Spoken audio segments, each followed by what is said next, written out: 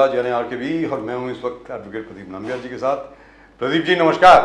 नमस्कार सर, नमस्कार। और हम दोनों हैं कहां पर? इस वक्त हैं नेशन नाउ पर। नेशन नाउ है हमेशा आपके साथ। आप सबको जय हिंद, जय महाराष्ट्र, जय भवानी, जय Shivaji, Vande Mataram. Vande Mataram. Pradeep ji, so Mr. Amit Shah went to Calcutta, Yes, to Kolkata. Sorry, बिल्कुल। I'm still sticking to the old pronunciation. In West Bengal, और वहाँ पर वो कहते हैं कि भाई CAA जो है, Citizenship Amendment Act, अब देश का कानून है, इसको कोई रोक नहीं सकता है. And they will endorse it, I think, in the next session of Parliament. That was the implication. He didn't actually say that, but उन्होंने ये कहा CAA यानी Citizenship Amendment Act को लागू करने से कोई रोक नहीं सकता है. Effectively saying, अगर किसी को रोकना हो तो रोक के दिखाओ. एंड खासकर वेस्ट बंगाल में जाके कहना, तो he is really provoking something. Yeah, He knows where the reaction, the first reaction is going to come from where. Yeah, but the only thing is, as far as the CAA is concerned, I mean, I'm not really sure. First, why do we need a Citizenship Amendment Act? We don't really need one. Number one. And now, as far as the Citizenship Amendment Act is concerned, it doesn't affect anybody. Let's be very clear. At least in India, it doesn't affect anybody. I mean, anybody who's an Indian is an Indian. It doesn't affect you. All that they're saying is that these are the kind of communities who are living around in these countries, including Afghanistan, Pakistan, Sri Lanka, Bangladesh, Myanmar. अगर वहाँ पर उनको तकलीफ है तो यहाँ आ जाइए. That's it. Now, my point is, why would Muslims in Pakistan or in Bangladesh want to come to India? मतलब, और अगर आप बांग्लादेश को देखें sir, Bangladesh growth rate is more than India. आज की तारीख में there economy is growing much more. Probably the minorities in that countries, it could be Hindus, Sikhs. Sir वो हिंदू सिख्स के लिए ही है, वो माइनॉरिटीज के लिए, क्योंकि उनका ये कहना है, लॉजिक ये है कि 56 के करीब इस्लामी देश हैं, तो वो सब लोग वहाँ भी जा सकते हैं.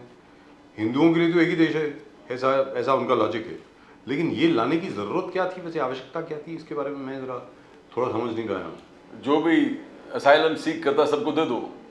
लेकिन अभी तक प्रदीप जी, ये तो कहने की बात हो गई ना, आज भी सिंध से आए हुए, यानी पाकिस्तानी सिंध से आए हुए जो सताए हुए हिंदू हैं, वो 3 के 4 साल से वहाँ पे रह रहे हैं, और उनको आज तक हम लोगों ने देश की नागरिकता नहीं दी है.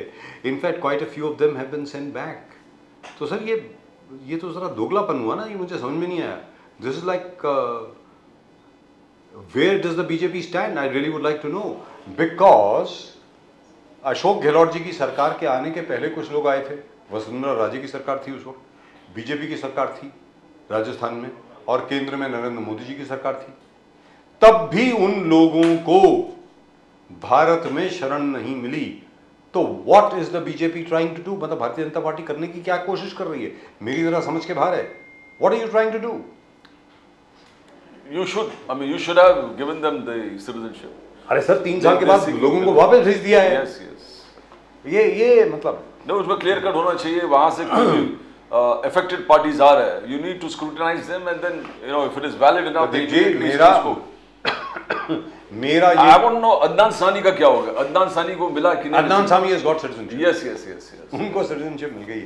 मैं So कुछ the और rich and mighty can do it. The poor are still languishing. मैं सिर्फ ये बोल रहा हूं सर कि किसी को झूठा वादा नहीं करना चाहिए. अगर आपने वादा किया है तो उसको निभाइए. Yes.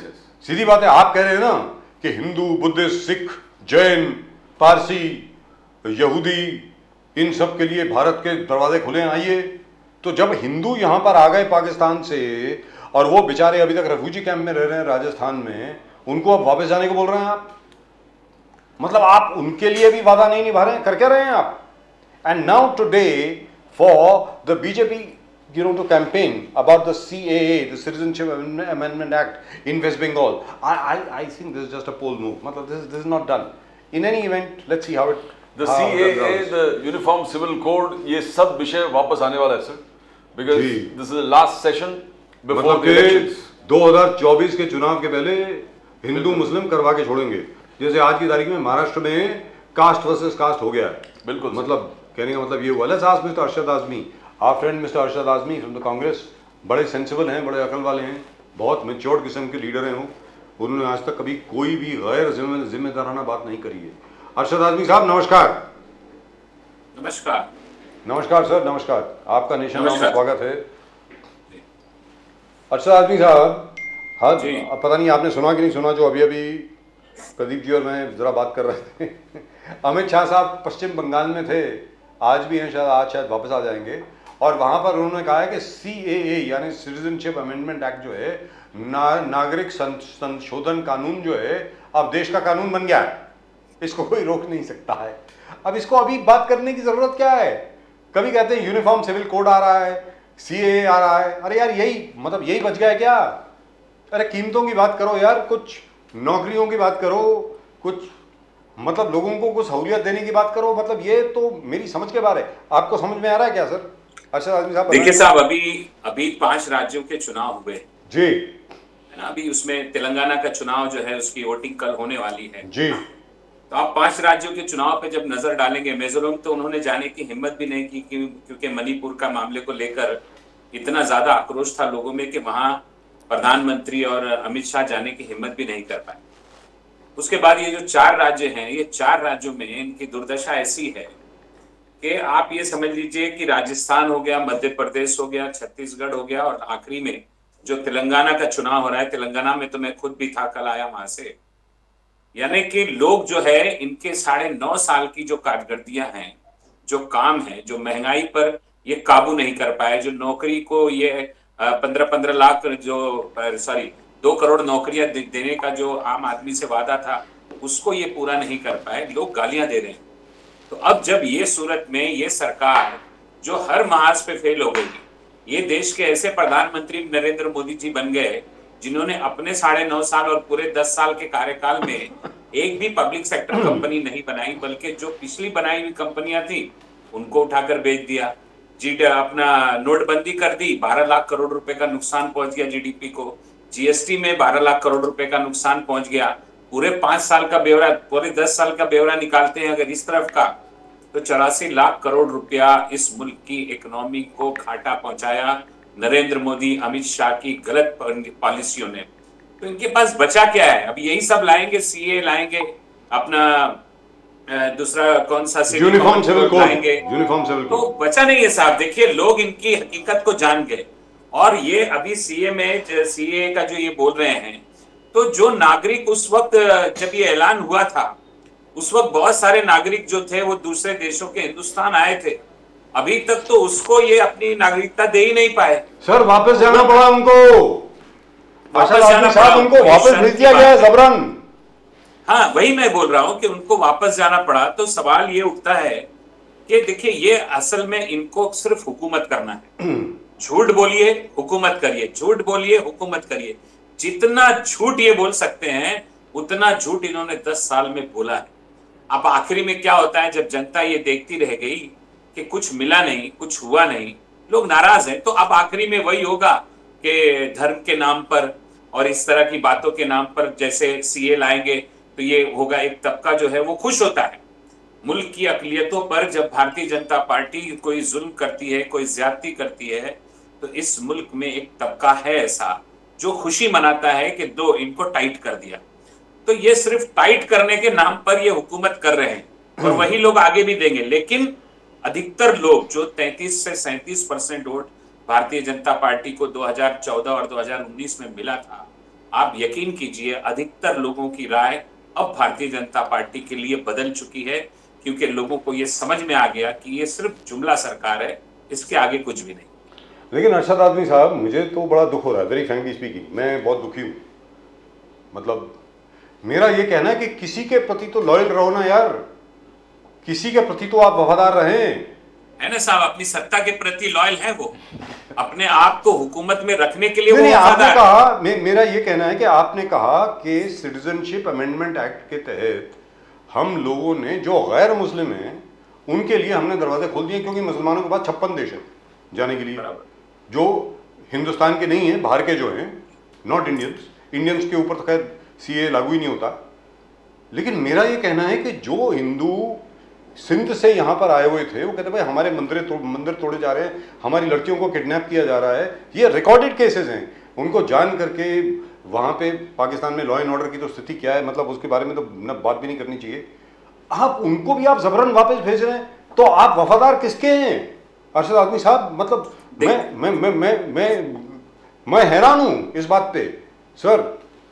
देखिए कैसे है, ये जो ये घोषणा इन्होंने की थी CAA के माध्यम से, कोई तैयारी नहीं की थी। अगर आप उस टाइम पर अगर आप अपने उस पर ध्यान देंगे, उस वक्त भी बार बार लोग इस बात को बोलते थे कि CAA जो लागू होगा वो कैसे लागू होगा, उसके टेक्निकल पॉइंट्स क्या होंगे, लेकिन कभी भी सरकार ने ठीक से उस पर जवाब नहीं दिया। तो इनका मकसद ये नहीं था कि कहीं गैर मुस्लिम या हिंदू धर्म के लोग या किसी और धर्म के लोग किसी और देश में जहां वो माइनॉरिटी में है उनके ऊपर जुल्म हो रहा है तो उनको हिंदुस्तान बुलाया जाए। इनका मकसद वो नहीं था। इनका मकसद सिर्फ ये था कि किसी भी तरीके से मुल्क में उस खास तबके को ये यकीन दिला देना कि ये सरकार जो है ये माइनॉरिटी के अगेंस्ट वाली सरकार है, ताकि वो खुश हो जाए और खुश रहे और आने वाले वक्त में हमको वोट दे दे। रहा सवाल वफादारी का, देखिए आम आदमी से इनका कोई लेना देना नहीं। आज 80 करोड़ लोग जो हैं, वो जो 5 किलो राशन पर बार बार ये बात बोली जाती है, वो जो 80 करोड़ लोग 5 किलो राशन पर अपनी जिंदगी गुजारते हैं, उनका क्या धर्म है, क्या मजहब है उनका? वो हिंदू हैं, मुसलमान हैं, सिख हैं, ईसाई, सभी धर्म के लोग हैं। तो 80% यानी 80 करोड़ लोग तो गरीबी रेखा के नीचे चले गए ना साहब। जो 20% 30% की बातें हुआ करती थी, तो आज 80 करोड़ लोग गरीबी रेखा के नीचे चले गए। क्या जतन किया 10 सालों में सरकार ने? कोई जतन नहीं किया सरकार ने उनकी खातिर, और उसको उपलब्धि गिना दी। ये वफादार किसी के नहीं है। ये वफादार जो है नौजवानों को आज तक ये रोजगार नहीं दे पाए। लाखों की तादाद में आंकड़े जो है वो आना बंद हो गए। कितने ही बेरोजगार नौजवानों ने खुदकुशी की है। अभी सितंबर में 7% पर बेरोजगारी थी, अभी नवंबर आते आते 10% पे बेरोजगारी बढ़ गई। तो किससे वफादार ये अपनी पार्टी के लोगों से भी नहीं है, ये अपनी पार्टी के नेताओं से भी नहीं है। जिस तरीके से दुर्गति बनाई गई मैडम सिंधिया की, जो राजस्थान की एक्स चीफ मिनिस्टर हैं, जिस तरीके से बेइज्जती की गई शिवराज सिंह चौहान की, तो ये सिर्फ अपने 2 लोगों के लिए ही ये वफादार है। पूरी पार्टी में ये किसी के वफादार नहीं है, अपनी पार्टी के लिए वफादार नहीं है, अपने देश के लिए वफादार नहीं है, और इस देश की आम जनता के लिए तो कतई ये वफादार नहीं। उपराष्ट्रपति वाइस प्रेसिडेंट जगदीश धनखड़ साहब का स्टेटमेंट है कल, बोले कि महात्मा गांधी महापुरुष थे, मगर वो लास्ट सेंचुरी के थे, गए सेंचुरी के थे। आज के युग पुरुष जो है, युग पुरुष नरेंद्र मोदी जी है। वाइस प्रेसिडेंट धनखड़ साहब का कहना है नरेंद्र मोदी जी युग पुरुष है, और फिर बीजेपी रिपोर्ट कार्ड लेके गिराना शुरू कर दिया। नारी शक्ति धनखड़ साहब ने इसका जवाब आर्टिकल 370। हाँ बोलिए जी। ये जो धनखड़ साहब ने कहा है, हाँ, मुझे इसमें सिर्फ यही नजर आता है कि ये मोदी जी को महापुरुष कहने की वजह उनकी ये हो गई कि अब वो वाइस प्रेसिडेंट से प्रेसिडेंट ऑफ इंडिया बनना चाहते होंगे। इसके अलावा और कुछ भी नहीं है। अब देखिए देश की, मतलब ये बदकिस्मती कहेंगे हम इस देश की, हमारे उसकी, कि वाइस प्रेसिडेंट के पद पे बैठा हुआ आदमी चाटुकार बना हुआ है। वो वाइस प्रेसिडेंट जो न्यूट्रल होता है पूरे देश के लिए, वो एक प्रधानमंत्री की मतलब उसका चाटुकार बन रहा है कि वो युग पुरुष है। कौन से युग पुरुष है भैया?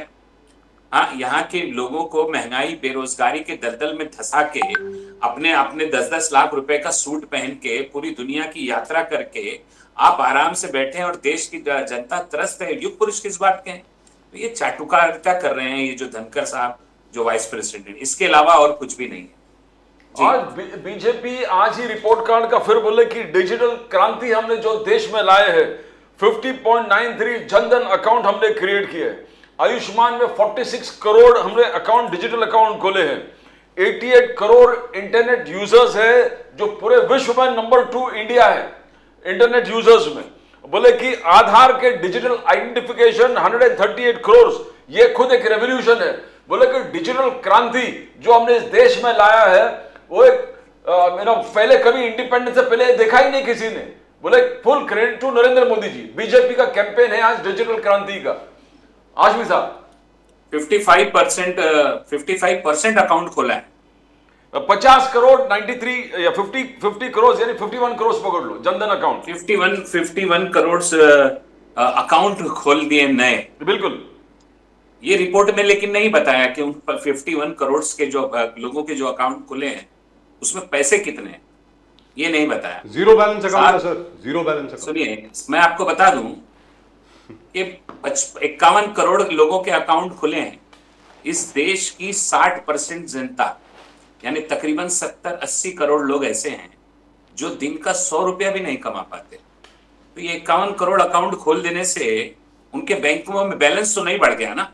अगर उनके बैंकों में वो 15 लाख रुपया डाले होते जिसका वादा उन्होंने 2014 में किया था, तब तो ये कहा जाता कि भाई ये काम अच्छा हो गया, अकाउंट खोला और उसमें 15 लाख रुपया डाल दिया।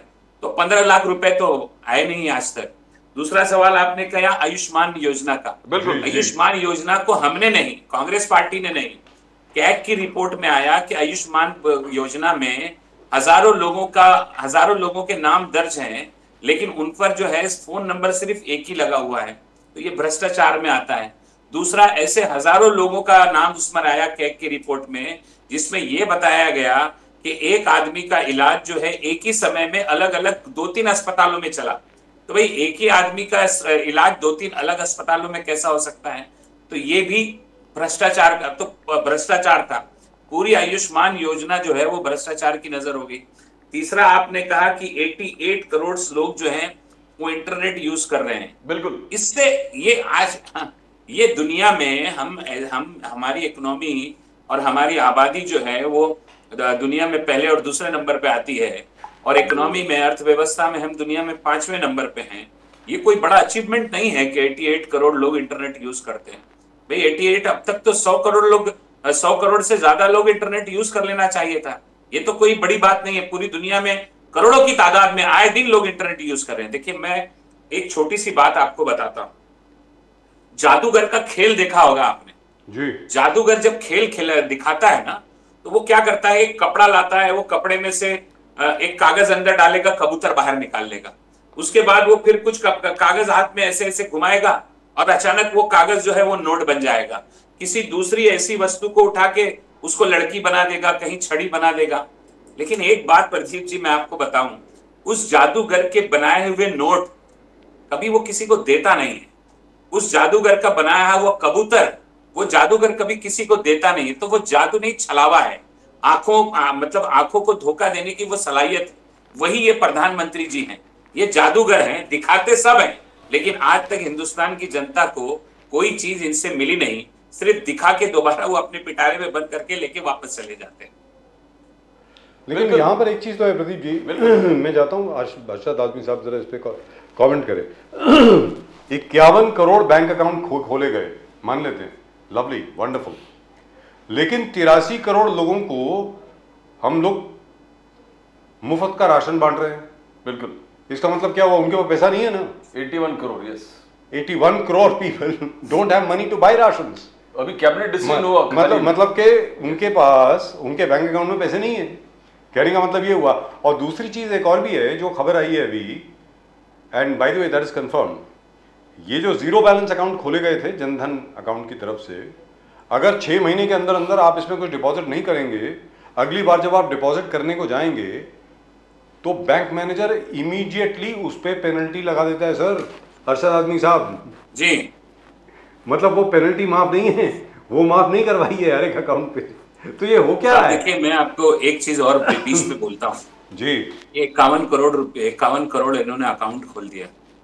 अभी मैंने आपको थोड़ी देर पहले भी बताया था, 51 करोड़ अकाउंट खोल दिया। नवंबर महीने में बेरोजगारी का जो ये आया है, आंकड़ा आया है CMIE का, वो दिखाता है कि 10% पूरे हिंदुस्तान में बेरोजगारी है अब तक की। ये भी सबसे टॉप वाली बात है। दूसरी तरफ अगर वो बेरोजगारी को आप लेकर जाएंगे 20 से 24%, 20 से 24 साल की उम्र के लोगों में, तो 20 से 24 साल की उम्र के जो लोग हैं वो 40% से ज्यादा बेरोजगार हैं। क्या करेंगे अकाउंट खोल के? आदमी के पास जब करने को रोजगार ही नहीं है तो वो कमाएगा कहां से और खाएगा कहां से और उस अकाउंट में रखेगा कहां से? अचीवमेंट नहीं है ये 5 किलो राशन देना, ये देश की जनता को समझना पड़ेगा कि 5 किलो राशन देना कोई अचीवमेंट नहीं है। 51 करोड़ अकाउंट खोल देना कोई अचीवमेंट नहीं है। इससे खुशहाली नहीं आती।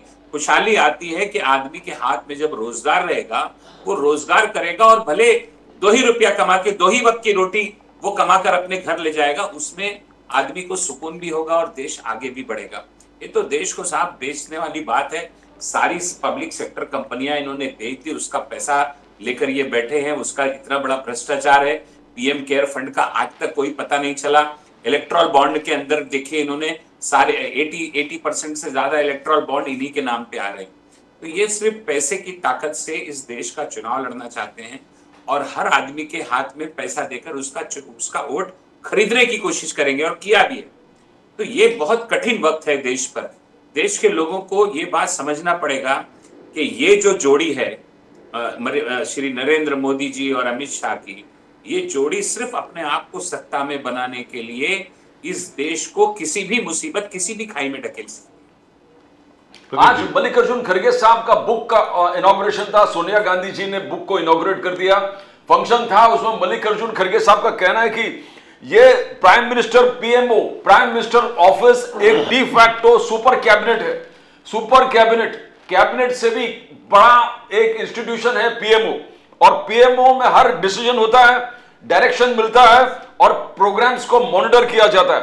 सब मेजर पॉलिसीज पीएमओ के माध्यम से है। और कांग्रेस का कहना है आज के तारीख में PMO is become a super cabinet, और कैबिनेट एक रबर स्टैंप बन गया है कि पीएमओ ने जो बोल दिया है उस चीज को आपको सिर्फ स्टैंप मार के अप्रूव करना है। बोले ऐसे कभी नहीं हुआ हमारे लोकतंत्र में, कांग्रेस का कहना। इस पे थोड़ा आप रोशनी डाल सकते हो?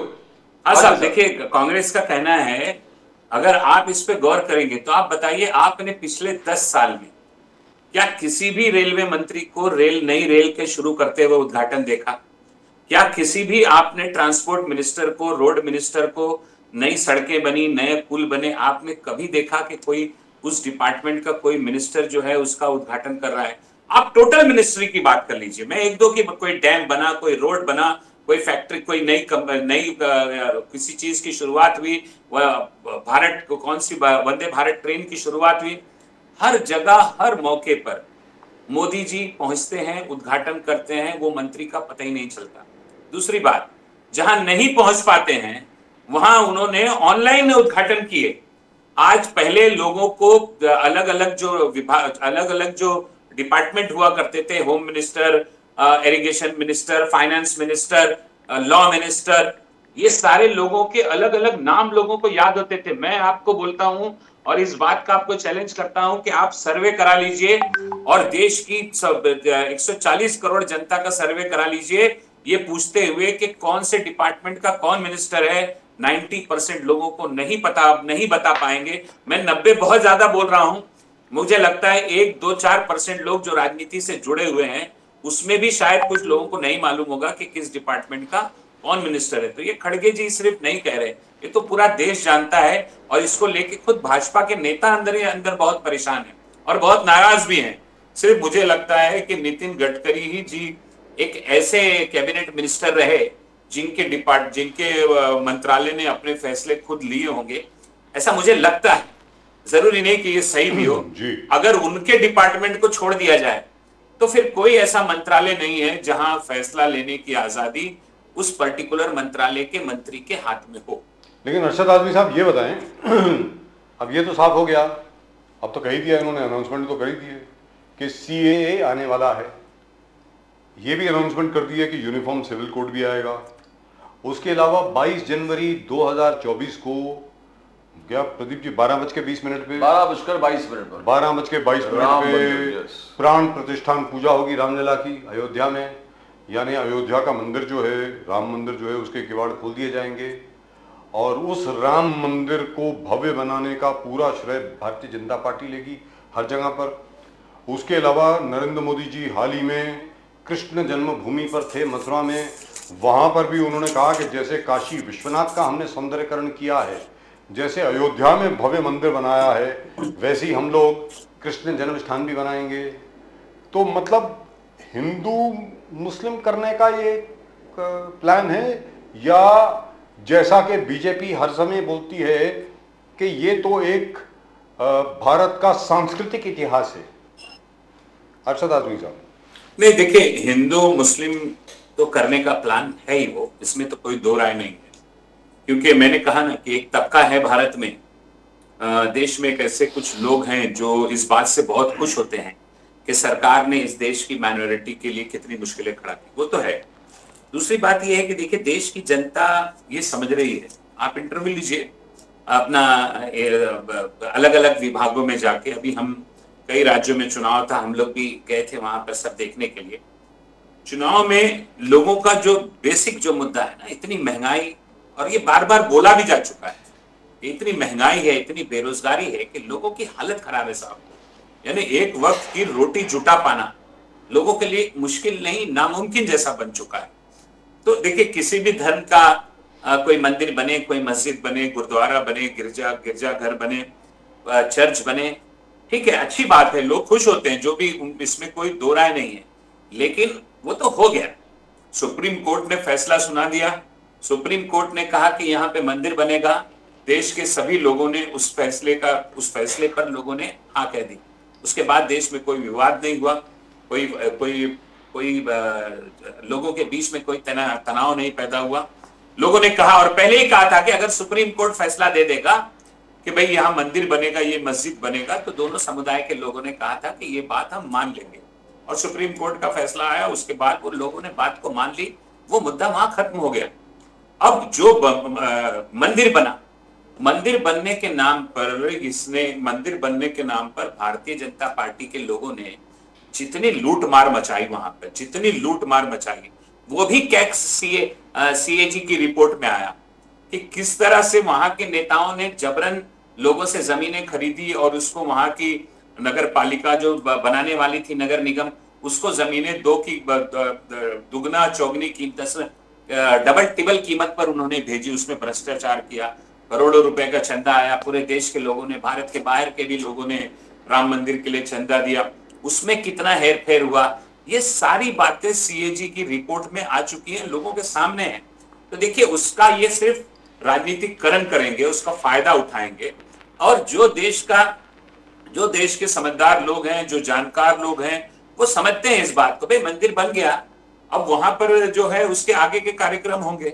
सुप्रीम कोर्ट का फैसला था, उसमें प्रधानमंत्री नरेंद्र मोदी जी का मैं तो समझता हूं कि उसका उद्घाटन भी जो है वो किसी ऐसे लोगों से कराना चाहिए जो पूजा पाठ के मतलब उनके धर्मगुरु, बड़े धर्मगुरुओं से, ऐसे लोगों से आप कराएंगे, वो झूठ बोलते हैं दिन भर, और जाके वो मंदिर का उद्घाटन करेंगे, तो ये तो ठीक बात नहीं। बहरहाल वो उनका फैसला है, उससे कोई लेना देना नहीं। तो देखिए साहब, ये लेकिन अरशद आदमी साहब, मेरे सवाल का तात्पर्य ये था कि ये मान्यता ये है कि राम मंदिर आंदोलन की वजह से भारतीय जनता पार्टी 2 सीटों से 303 सीटों तक पहुंची है, बराबर जी। तो अब भी क्या राम मंदिर का अब तो राम मंदिर बन गया, क्या अब राम मंदिर का विषय अब भी क्या भारतीय जनता पार्टी को एक बार फिर 2024 में जितवा कर लाएगा? अरशद आदमी साहब, देखिए साहब, मैंने थोड़ा सा वो किया कि ये विषय अगर जिता कर लाता है तो इसका मतलब है कि देश के लोगों को गरीबी, बेरोजगारी, महंगाई और अलग अलग तरह की जो पीड़ाएं झेलनी पड़ी 10 सालों में, मतलब उनको फिर इस बात से फर्क नहीं पड़ता। लेकिन ऐसा है नहीं, लोग अपने बच्चों का भविष्य चाहते हैं, और उसी मंदिर में जाकर लोग भगवान से प्रार्थना करते हैं कि हमारे बच्चों का भविष्य अच्छा रहे। तो वो उसके साथ साथ ये भी तो उनको देखना है कि भाई कौन है जो इस देश को तरक्की पर ले जा सकता है।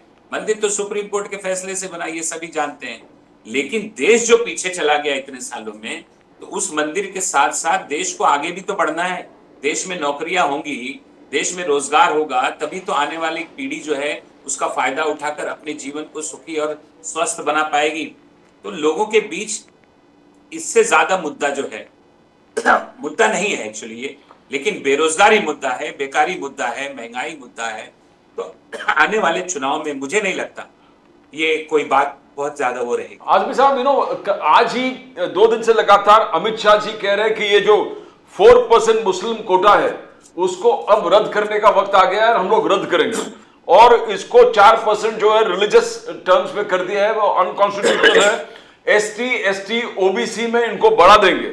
ये अमित शाह जी का कहना है और कैंपेन चालू है, अमित शाह जी लगातार चालू कर दिया है। मगर यहां पर एक दूसरा गुट है कि मुस्लिम समाज के कुछ गुटों ने मिलकर मोदी जी और अमित शाह जी का समर्थन किया है, जैसे जज्बा ए हुबुल वतनी।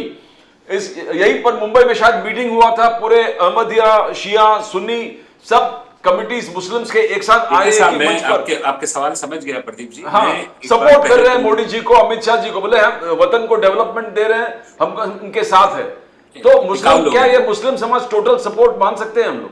सुनिए साहब, वो बिकाऊ चंद बिकाऊ लोग हैं, है ना। ये जो नाम आप बता रहे हैं, ऐसा नाम हमने कभी सुना भी नहीं है कि ऐसी कोई तंजीम भी इस देश में है। बिकाऊ लोग हैं, जमीर फरोश लोग हैं, हर समाज में होते हैं। ऐसा नहीं कि वो सिर्फ इसी समाज, हर समाज में होते हैं। उन्हें समझ क्या, उन्हें पता ही नहीं कि उनका अगर ये लोग नाम जान जाएंगे तो पत्थर मारेंगे ऐसे लोगों को। कौन लोग हैं ये जो मुस्लिम समुदाय के नुमाइंदे बनकर और ये कह रहे हैं कि डेवलपमेंट होगा? डेवलपमेंट ही करना चाहते हैं। मैं आपको बताऊं, इस देश के अंदर जितने भी समुदाय हैं उसमें सबसे पिछड़ा जो वो है वो मुस्लिम समाज है। उसकी मुस्लिम समाज की हालत ये है कि आज पहले जो एससी और एसटी समाज को सबसे पिछड़ा माना जाता था, आज उससे भी ज्यादा मुसलमान पिछड़ गए। आप देखिए 20 से अगर आप तालीम का पता लगाएंगे, मतलब एजुकेशन का पता लगाएंगे, मुस्लिम समाज की मैं बात कर रहा हूँ जी, तो मुस्लिम समाज में एजुकेशन का जो फीसद है तकरीबन 16 से 20 साल के जो नौजवान होते हैं, मतलब 10th और 11th और 12th पढ़ने वाले, उनका परसेंटेज 50% से ऊपर जाता है। लेकिन जब आप वही देखेंगे कि उसके बाद मतलब ग्रेजुएशन के उसमें जो नौजवान शामिल होते हैं 20 से 24 साल की उम्र के जो लोग हैं, वही 50% से घट के वो 19% पे आ जाते हैं। क्या डेवलपमेंट किया है मोदी जी ने? अरे मोदी जी ने तो पूरे देश को डुबा दिया, मुस्लिम समाज का डेवलपमेंट वो कहाँ से करते? और दूसरा क्या सवाल किया आपने? यही जज्बा ए हुबुल वतनी, जिसमें पशमंदा, शिया, सुन्नी, अहमदिया। हाँ, नहीं, रिजर्वेशन के बारे में आपने कहा कि बीजेपी ये बोल रही है 4% रिजर्वेशन जो है वो रिलीजियस बेस पे नहीं दिया जा सकता। मैं आपको बता रहा हूँ, मुसलमानों के उसमें जो 4% का रिजर्वेशन जो अलग अलग जगहों पे है, वो धर्म के नाम पे नहीं है, वो समाज के पूरे मुसलमानों के नहीं है, उसमें भी अगड़े और पिछड़े मुसलमान हैं। तो जो मुसलमान आर्थिक तौर पर पिछड़ गए हैं, जो मुसलमान जो है एजुकेशनली जो शिक्षा के उसमें पिछड़ गए हैं, उनके लिए 4% है। मुस्लिम समाज, पूरे मुस्लिम समाज के लिए वो 4% का रिजर्वेशन नहीं है, धर्म के नाम पे नहीं है, उनकी आर्थिक स्थिति के नाम पर, उनकी शिक्षा की स्थिति के नाम पर वो 4% का रिजर्वेशन है। और सामाजिक स्थिति, और उससे भी बड़ी बात सुन लीजिए साहब, एक और उससे भी बड़ी बात सुन लीजिए, उस रिजर्वेशन को सुप्रीम कोर्ट की भी मान्यता हासिल है। सुप्रीम कोर्ट ने भी उस रिजर्वेशन को हमेशा, जब भी लोगों ने उसके खिलाफ कोई पीआईएल फाइल किया, सुप्रीम कोर्ट ने उसको सही ठहराया है। तो ये सिर्फ दुश्मनी के नाम पर, मैं बता रहा हूं ना, उस जमीर फरोशों को ले लिया है उन्होंने साथ में, जो अपना ईमान बेचकर उनके साथ बैठ गए हैं। सर वो तो मंडल की लिस्ट में आते हैं, सर वो तो मंडल की लिस्ट में आते हैं, उसमें क्या है? वो तो जो ओबीसी मुस्लिम्स हैं, जैसे अपने अंसारी हो गए, कई जगह पे कुरैशी भी हो गए, कई जगह पे अलग अलग कास्ट के भी लोग हो गए, वो आते हैं उसमें। तो महाराष्ट्र में भी है, उसमें क्या है? मगर इस जज्बा वाले फंक्शन में वो अपने माहिम दरगाह के ट्रस्टी, हजी अली ट्रस्टीज, ऐसे लोग भी शामिल थे उस फंक्शन में। देखिए साहब, वो कोई भी शामिल हो, मैं आपको बता रहा हूं, ये सरकार जो है, भारतीय जनता पार्टी की जो सरकार है, ये सिर्फ हिंदू, मुस्लिम, सिख, ईसाई की बुनियाद पर नहीं, इसने 10 सालों में इस देश में रहने वाले हर भारतीय को नुकसान पहुंचाया। हर भारतीयों को उन्होंने आर्थिक तौर पर पिछड़ा कर दिया, हर भारतीयों को उन्होंने शिक्षित तौर पर पिछड़ा कर दिया। तो ये कोई हिंदू मुस्लिम के मामले में ये सरकार का फेलियर रहा और बाकी समाज को सरकार ने बहुत फायदा पहुंचा दिया, ऐसा कुछ भी नहीं है। इन्होंने फायदा सिर्फ किसी को पहुंचाया है, तो वो अपने 2-4 दोस्तों में, उसमें एक खास दोस्त अडानी है। पूरे कोरोना में पूरे देश की आर्थिक स्थिति का भट्टा बैठ गया, और उस कोरोना काल में जब पूरा देश बंद था, अडानी का ग्रोथ रेट जो था वो 7वें आसमान पे पहुंच गया। तो ये कैसे हुआ? सरकार की मदद से हुआ। सारी चीजें, जमीन, जहाज, जंगल सब बेच दिया सरकार ने, सारी चीजें अडानी के पास गिरवी रख दी। अभी धारावी का मुद्दा चल रहा है साहब, धारावी का हमारे मुद्दा चल रहा है, वहां हजारों लोगों को अपात्र करके बेघर किया है। अब मुझे बताइए कि ऐसे ऐसे लोगों को वहां पर जो थे अपनी 4-4, 5-5 पीढ़ियों से रहते हैं, यानी 50, 60, 70, 80 साल से वहां रहते हैं, उन्हें अपात्र कर दिया है। एक एक घर है लोगों का। अभी हमारी मुंबई कांग्रेस ने अभी 2 दिन पहले धरना दिया था, हमारी प्रेसिडेंट वर्षाताई गायकवाड़ के नेतृत्व में हजारों लाखों की तादाद में लोग सड़कों पर उतर आए।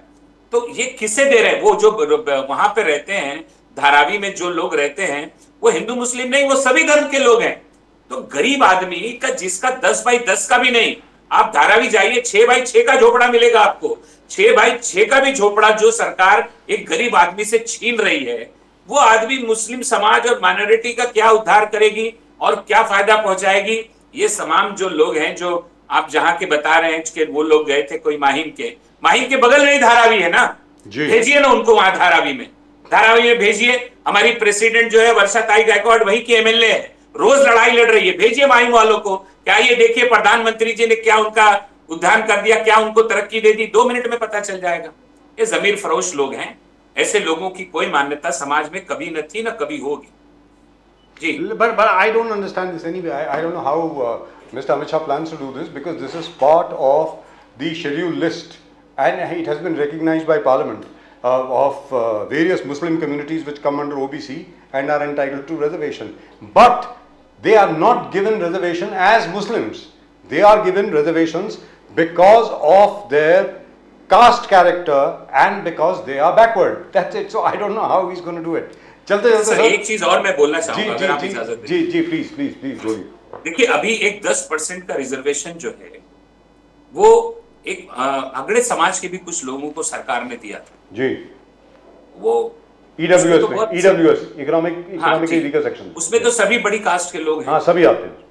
लेकिन उनको रिजर्वेशन जो दिया गया, रिजर्वेशन इस नाम पे था कि उनकी आर्थिक स्थिति जो है उसमें वो कमजोर हो गए, पिछड़ गए, तो उन्हें रिजर्वेशन दिया गया। ठीक बात है।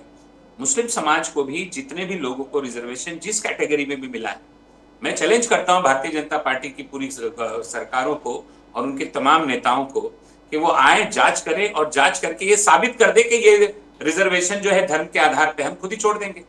लेकिन धर्म के आधार पर कोई रिजर्वेशन नहीं होता है और ना हुआ है। ये आर्थिक और शिक्षित तौर पे पिछड़ जाने वालों का रिजर्वेशन है, जो मुस्लिम समाज के लोगों को भी मिल रहा है।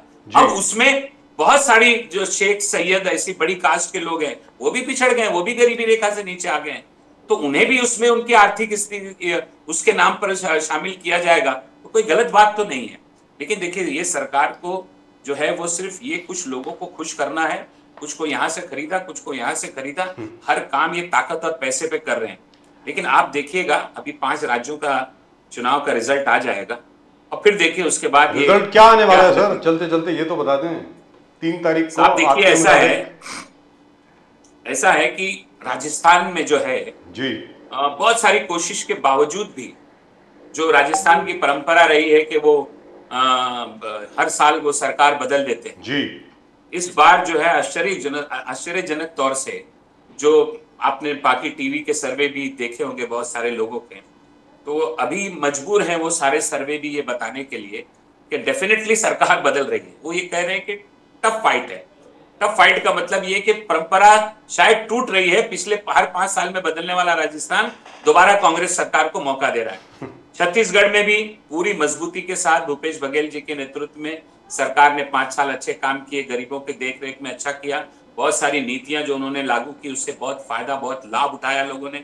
मध्य प्रदेश में तो पहले भी इनकी कब्जे की सरकार थी। स्नैचिंग है ना, चेन स्नैचिंग करते हैं ट्रेनों में इधर उधर लोग, तो स्नैचिंग करके बनाई हुई मध्य प्रदेश की सरकार थी जो भारतीय जनता पार्टी ने बना ली थी। वो छीन कर भी सरकार बनाकर भी वो लोगों को फायदा नहीं दे सके। ये बात वहां के लोगों को समझ में आई, वहां भी सरकार आ गई। और तेलंगाना, आश्चर्यजनक तौर से मैं आपको बताऊं कि तेलंगाना में पिछले अगर 1 साल का पहले का सर्वे आप लेंगे तो 1 साल पहले तेलंगाना में आपको नजर आएगा कि बीआरएस की सरकार दोबारा आ रही है। लेकिन भारत जोड़ो यात्रा से शुरुआत होगी।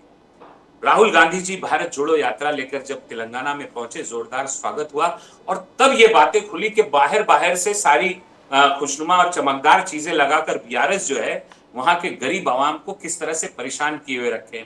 राहुल गांधी का भारत जोड़ो यात्रा लेकर तेलंगाना में घुस आना, अंदर आना और लोगों के लिए एक उम्मीद पैदा कर देना, उसका नतीजा आपको 3 दिसंबर को दिखेगा कि तेलंगाना में कांग्रेस सरकार बनाती हुई आपको नजर आएगी। क्या बात है, क्या बात है, wonderful. Right, we'll wait for the 3rd December. 3 दिसंबर का हम सब लोगों को इंतजार रहेगा। मैं उम्मीद करता हूँ आप भी रहेंगे हमारे साथ 3 दिसंबर को रिजल्ट के दौरान। Thank you so much Arshad Azmi sahab, always a pleasure talking to you. नमस्कार sir, thank you very much, जय हिंद। But the Congress seems to be very confident. But then, obviously, the Congress can't turn around and say, "Hey, we are losing." Nobody can say. Nobody will say that. You know, hey, Amit Shah says 4 out of 5 is sure. 4 out of 5, we are clean sweep. Now, we don't know how BJP is going to function so well in Telangana.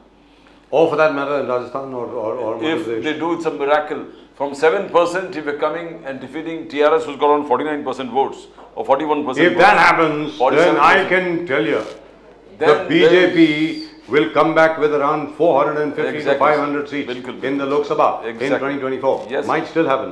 Actually, it might still happen. Whatever be the results on the 3rd of December. Let's ask Mr. Ali Daruwala. Daruwala Sahab!